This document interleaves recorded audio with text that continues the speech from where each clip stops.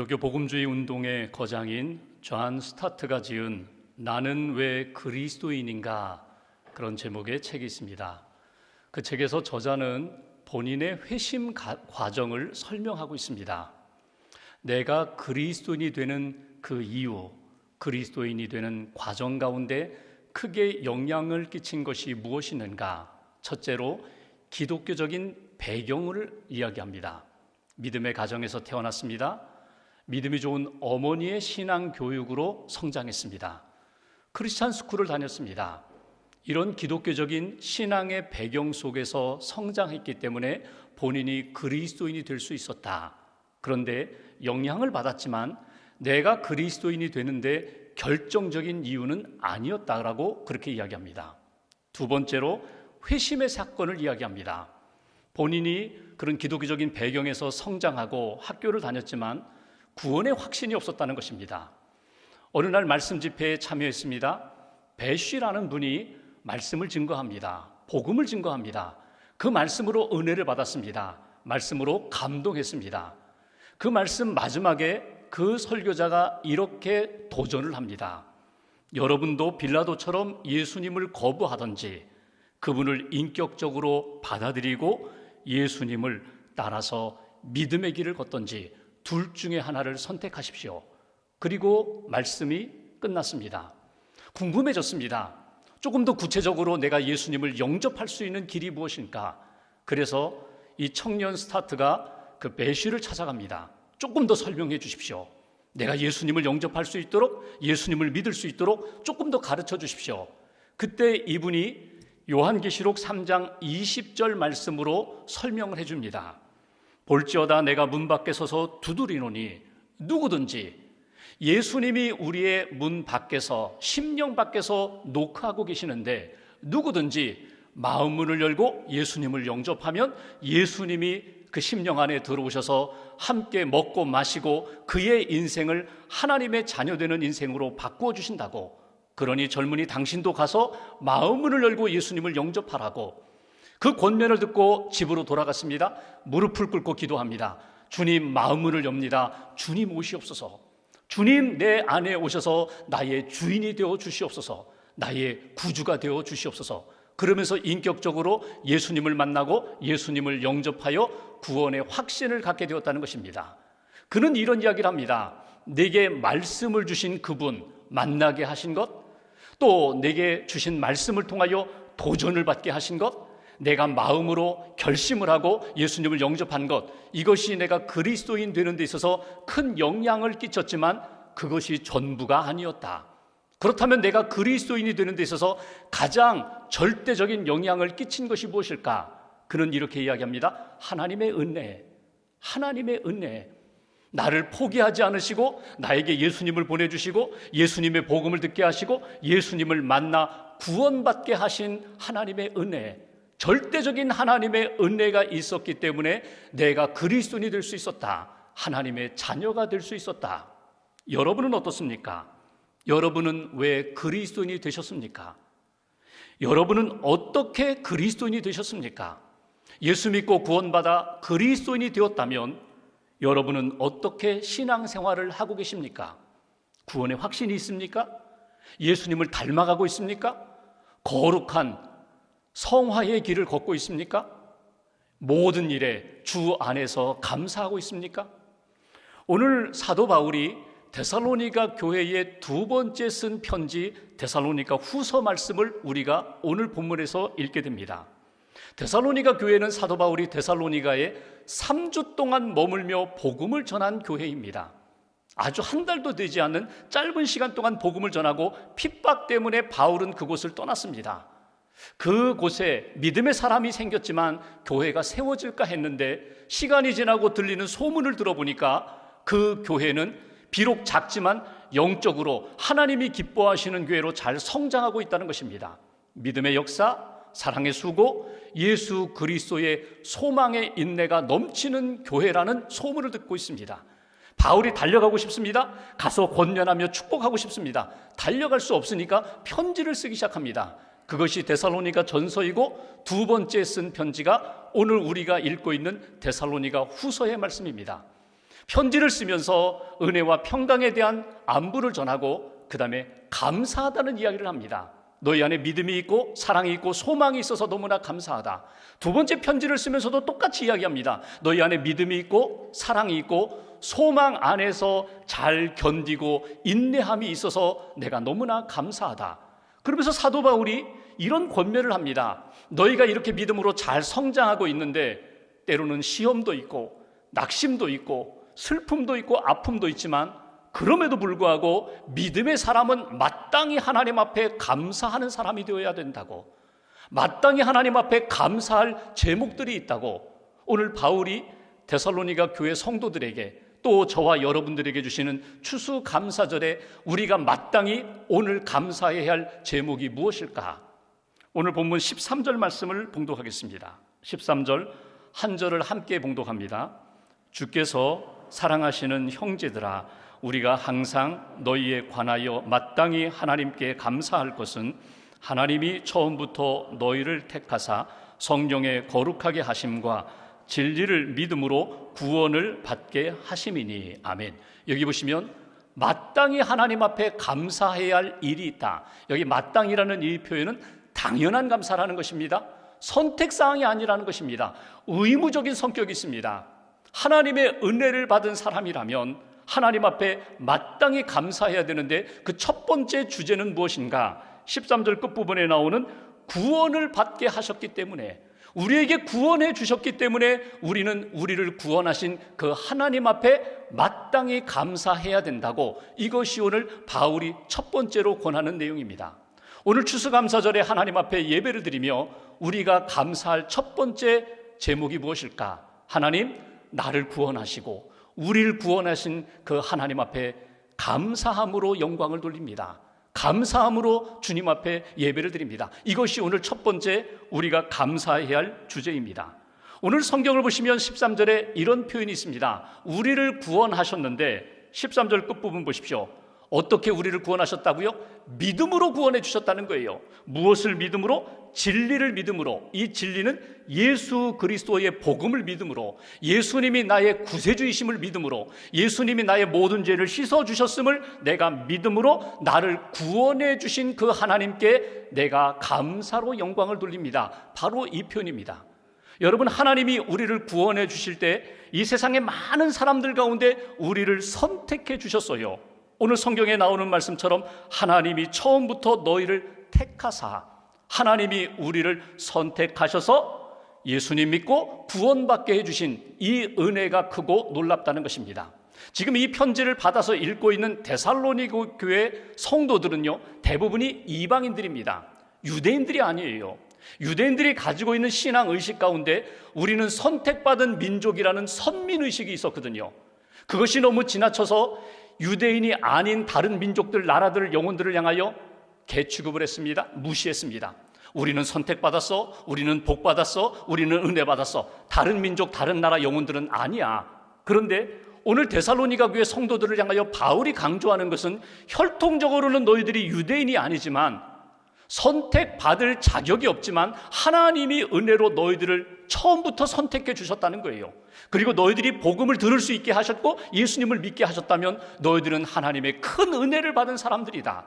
하나님이 왜 선택하셨는가? 구원하기 위하여, 죄로부터 벗어나게 하기 위하여, 자유를 얻게 하기 위하여, 하나님의 백성으로 영생 얻도록 너희들을 선택하시고 복음을 들려주셨고 예수님으로 구원해 주신 것, 그 믿음이 있다면 당연히 마땅히 하나님 앞에 감사해야 된다고 오늘 우리에게 가르쳐주고 있습니다.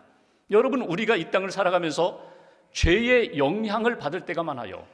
여러분, 죄가 무엇과 같은가 하면 우리를 움직이지 못하게 꽁꽁 묶어버린 마치 사슬과 같아요. 죄가 우리 안에 들어오면 자유함이 없습니다. 죄는 무엇과 같은가 하면 우리의 모든 인생을 짓누르는 무거운 짐과 같아요. 그 짐에 눌려 있을 때에, 죄에 눌려 있을 때 우리 안에는 평안이 없습니다. 죄는 무엇과 같은가 하면 마치 눈에 보이지는 않지만 아주 작은 생물, 바이러스나 박테리아와 같아요. 여러분, 우리가 지금 코로나 시대를 살고 있는데 코로나, 바이러스나 또는 박테리아가 우리 몸에 들어오면요, 병들게 됩니다. 몸이 아파요. 몸이 아프니까 힘을 쓰지 못해요. 치료받지 못하면 생명이 위태로워요. 여러분, 죄가 우리 안에 들어오면 우리의 영혼을 갉아먹습니다. 우리의 인생을 무너뜨립니다. 관계를 깨뜨립니다. 하나님으로부터 멀어지게 하고 사람들로부터 단절되게 하는 그런 힘이 죄의 힘이라는 거예요. 박테리아가 우리 몸에 들어와서 여러분, 혹시라도 여러분 그 박테리아가 위에 붙으면 헬리코박터 같은 것이 우리의 위벽을 계속 갉으니까 너무너무 아프잖아요. 약을 먹어야만 치료받는 것처럼 여러분, 죄가 우리 안에 들어왔을 때 우리는 무시하고 문제없어, 극복할 수 있어, 괜찮아, 아무리 우리에게 스스로 자신에게 그렇게 이야기한다 할지라도 죄의 문제는 우리가 스스로 해결할 수 없어요. 오늘 사도 바울이 데살로니가 교회 성도들에게 강조하는 것은 죄의 문제를 누가 해결해 주셨는가? 예수님이 해결해 주셨다는 거예요. 십자가의 보혈로 우리의 모든 죄를 다 씻어 주셨음을 너희가 믿는다면 너희는 복받은 인생이야, 구원받은 인생이야. 하나님이 우리의 죄의 문제를 해결해 주신 것, 그거 하나만으로도 우리는 하나님 앞에 마땅히 감사할 수 있는 인생이라고 오늘 강조하는 것을 우리가 듣게 됩니다. 여러분, 죄로부터 자유함을 얻고 새 생명의 삶을 살아야 합니다. 하나님이 기뻐하시는 믿음의 길을 걸어가야 합니다. 생명의 삶을 살게 하신 그 하나님 앞에 감사함으로 응답하는 저와 여러분들 되시기를 주님의 이름으로 기원합니다. 두 번째로 14절 말씀을 보십시오. 14절 한 절을 같이 봉독합니다. 이를 위하여 우리의 복음으로 너희를 부르사 우리 주 예수 그리스도의 영광을 얻게 하려 하심이니라. 아멘. 여기 보시면 예수 그리스도의 영광을 얻게 하신다. 누가? 하나님이 우리에게 예수 그리스도의 영광을 우리에게 주셨다는 것입니다. 여러분, 우리가 구원받았어요. 하나님의 자녀가 되었어요. 하나님의 자녀로 거룩한 길을 걸어가면서 마지막 하나님이 예비하신 그 놀라운 영광을 우리가 누리게 되는데, 그 영광을 누리는 과정 가운데 구원에서부터 거룩함, 영광의 자리에 이르기까지 돕는 분이 계시다는 거예요. 13절 말씀에 보시면 이런 표현이 있습니다. 성령의 거룩하게 하심. 성령님이 도와주신다는 거예요. 성령님이 우리를 구원받을 수 있도록 도와주시고 거룩한 길을 걷도록 도와주시고 하나님의 영광을 누리고 참여할 수 있도록 성령님이 도와주셔서 우리로 하여금 그 영광을 받게 해주셨다. 여기 주시는 두 번째 메시지가 있습니다. 하나님 앞에 마땅히 감사할 주제가 있다면 그것은 하나님, 우리에게, 나에게 영광을 주셔서 감사합니다. 그 하나님의 영광, 예수 그리스도의 영광에 참여할 수 있도록 인도해 주셔서 감사합니다. 성령님을 통하여 끊임없이 깨닫게 해주시고 다듬어 주셔서 그 영광의 역사를 바라보고 누리게 해주셔서 감사합니다. 이것이 오늘 하나님 앞에 드릴 두 번째 감사의 제목입니다. 여기 그리스도인들이 누리는 예수님의 영광, 하나님의 영광은 무엇입니까? 하나님의 임재하심 속에서 경험되는 영광이에요. 오늘 우리가 예배를 드리면서, 오늘 하나님과 동행하면서 하나님이 내 안에 계심을 확신하면서 느끼고 체험하면서 하나님이 주시는 영광이며, 또한 마지막 이 땅의 생명 다하고 하늘나라에 가서 주님의 품에 안길 때에 영원한 하나님의 나라에서 안식할 때 우리에게 베풀어 주시는 영광이에요. 그 영광을 우리에게 약속해 주셨고 지금 이 시간부터 우리에게 누리게 해 주신 역사, 이것이 하나님의 은혜요 복이라는 사실입니다. 하나님, 나에게 그런 영광, 그런 은혜를 주셔서 감사합니다. 성령님이 도와주셔서 나로 하여금 그 길을 걷게 해주셔서 감사합니다. 존 버년이 지은 철로 역정이라는 책이 있습니다. 여러분 읽어도 보셨고 영화도 보셨을 것입니다. 크리스찬이 천성을 향하여, 하늘나라를 향하여 걸어가는 순례의 여정이거든요. 지나가다가 그 천성을 향하여 가다가 어느 방에 들어갔어요. 그 방에서 한 사람이 먼지를 이렇게 쓸어 모으고 있습니다. 근데 먼지를 이렇게 비질하면서 쓸어 모으는데 먼지가 날리면서 뽀얗게 그 방 안에 먼지로 가득한 거예요. 이 크리스찬이 안내자에게 묻습니다. 도대체 이게 무엇입니까? 안내자가 이야기합니다. 이것이 율법입니다. 바르게 살아보려고, 청소해보려고, 거룩하려고, 은혜와 영광을 누려보려고 아무리 비질을 해도 이렇게 먼지가 날리는 것은 내 힘으로 하려고 하기 때문에 그렇습니다. 내 기준으로 하려고 하기 때문에 그렇습니다. 옆방에 갔어요. 거기에 보니까 청소하는 사람이 물을 먼저 뿌렸어요. 물을 다 뿌리고 이렇게 비질을 하니까 그 먼지들이, 쓰레기들이 이렇게 모이는 거예요. 이것이 무엇입니까? 이것이 성령의 역사입니다. 이것이 은혜의 역사입니다. 성령님이 도와주셔야만 예수님 믿고 구원받을 수 있고, 성령님이 도와주셔야만 거룩한 길을 걸어갈 수가 있고, 성령이 도와주셔야 우리가 하나님의 임재하심과 영광을 누릴 수 있다는 것입니다. 여러분, 내 힘으로 아무리 노력해도 우리 스스로 거룩해질 수 없어요. 우리 스스로 하나님의 영광을 누릴 수가 없어요. 오직 하나님의 은혜로, 성령님의 도우심으로 하나님이 기뻐하시는 믿음의 길도 걸어가고 거룩함의 길도 걸어가고 하나님의 은혜와 평안과 영광을 누릴 수 있다는 것입니다. 감리교를 시작한 존 웨슬리 목사님이 우리가 성도로서 성령 안에서 거룩한 삶을 살기 위해서, 하나님의 영광을 향하여 우리가 걸어가기 위하여 계속 스스로 자신에게 물어보라고, 질문하라고 7가지 질문을 우리에게 가르쳐 주었습니다. 한번 여러분 스스로에게 질문해 보십시오. 항상 기도하는가? 매 순간 하나님 앞에서 즐거워하는가? 모든 경우에 감사하는가? 욕심내는 것은 없는가? 두려워하는 일은 없는가? 내 중심에 끊임없이 하나님의 사랑을 느끼는가? 무슨 말이나 일을 하든지 그것이 하나님을 기쁘시게 한다고 자신 있게 답할 수 있는가? 스스로에게 물어보시라는 거예요. 그리고 하나님이 기뻐하시는 대답을 할 수 있다면, 네, 제가 그렇게 하고 있습니다. 네, 제가 성령님 의지하고 있습니다. 그 길을 걸어간다면 성령님을 통하여 하나님의 영광을 우리가 경험할 수 있다. 예수님이 우리에게 약속하신 영광의 은혜를 받을 수가 있다. 예수님이 3명의 제자들을 이끌시고 변화산에 올라가셨죠. 신령한 몸으로 변형되셨어요. 그 모습이 너무나 황홀해서 제자들이 이야기하죠. 예수님, 우리 여기에 초막셋을 짓고 여기서 살면 좋겠습니다. 내려가지 말고 여기서 살면 좋겠습니다. 여러분, 하나님의 영광, 예수님의 영광을 경험하는 순간, 하나님의 임재하심을 경험하는 순간 무엇이 사라지는지 아세요? 염려가 사라져요. 두려움과 불안이 사라져요. 걱정이 사라져요. 세상 아래에서 지금 신음하는 그 모든 것들이 다 사라져버린다는 거예요. 영광의 빛으로 충만한 역사, 이것이 하나님이 우리에게 약속하신 예수 그리스도 안에서 우리가 누릴 수 있는 은혜라는 것입니다. 하박국서를 보면은 3장에 그가 기도를 합니다. 하나님 앞에 감사함으로 기도합니다. 그 기도 내용을 여러분 기억하시죠? 무화과 나무 열매가 없어요. 포도나무 열매가 없어요. 우리의 양이 없어요. 외양간에 소가 없어요. 나라도 잃어버렸어요. 다 잃어버렸어요. 가진 것이 아무것도 없어요. 근데 하박국서 3장에 보면은 그가 이렇게 고백합니다. 아무것도 없어도, 가진 것이 없어도 나는 하나님으로 인하여 즐거워하며 기뻐하겠습니다. 하나님이 나와 함께 하시기만 한다면 괜찮습니다. 나 견딜 수 있습니다. 감사할 수 있습니다. 하나님의 영광에만 참여할 수만 있다면, 하나님의 은혜와 평안만 누릴 수 있다면 저는 다 이겨나갈 수 있습니다. 이것이 오늘 우리에게 주시는 마땅히 감사해야 할 제목입니다. 여러분, 하나님이 여러분과 함께 하세요. 은혜를 주셨어요. 영광의 역사로 이끌어가고 계세요. 그 하나님의 영광을 누리기 위하여 성령님 의지하십시오. 성령의 다스림을 받으십시오. 성령 충만한 삶을 살면 하나님, 오늘도 내게 그 영광 안에서 살게 해주심을 감사합니다. 마땅히 감사할 수 있는 하나님의 사람이 될 수 있다는 것입니다. 그 2번째, 하나님 앞에 감사하는 저와 여러분들 되시기를 주님의 이름으로 축원합니다. 마지막 16절 17절 말씀 보십시오. 16절 17절 2절 같이 봉독합니다. 우리 주 예수 그리스도와 우리를 사랑하시고 영원한 위로와 좋은 소망을 은혜로 주신 하나님 우리 아버지께서 너희 마음을 위로하시고 모든 선한 일과 말에 굳건하게 하시기를 원하노라. 아멘. 바울의 기도입니다. 바울의 소원입니다. 데살로니가 교회 성도들에게 이렇게 권면합니다.